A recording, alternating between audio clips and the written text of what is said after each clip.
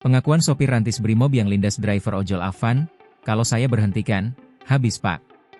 Pada Jumat, 29 Agustus 2025, 7 anggota Brimob yang diamankan setelah melindas driver ojek online, ojol, Afan Kurniawan, menggunakan kendaraan taktis, rantis, saat aksi demonstrasi di kawasan Pejompongan, Jakarta Pusat, diperiksa Divisi Propam Polri. Mengaku jika kendaraan yang dikendarainya berhenti di tengah kerumunan, maka seluruh penumpang di dalamnya akan dihakimi oleh massa pendemo, salah satu anggota yang merupakan sopir rantas Brimob. Pada momen tersebut, massa sudah melempari rantis Brimob menggunakan batu dan bom molotov, klaim dirinya. Jadi itu dijalankan pertigaan, di kiri ada massa, di kanan massa, di depan massa dekat pom bensin.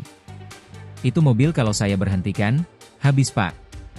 Pasti habis karena mereka sudah nyerang pakai batu, pakai konblok, pakai bom molotov, ujarnya dikutip dari YouTube Kompas TV.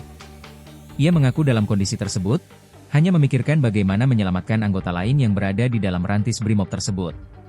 Kemudian, dirinya menyebut adanya perintah dari atasan yang juga berada di dalam rantis untuk tetap berjalan.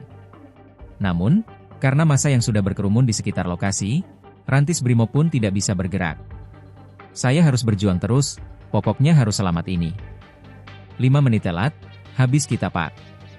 Soalnya massa sudah banyak gitu," ujarnya. Terkait peristiwa saat melindas Afan, sopir tersebut mengaku tidak tahu adanya orang di depan rantis Brimob yang dikendarainya. Dia kembali menegaskan hanya memikirkan keselamatan anggota lain yang berada di dalam rantis Brimob.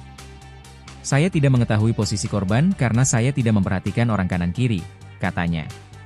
Singkat cerita, 7 anggota Brimob yang berada di dalam rantis tersebut pun berhasil lolos dari kepungan massa.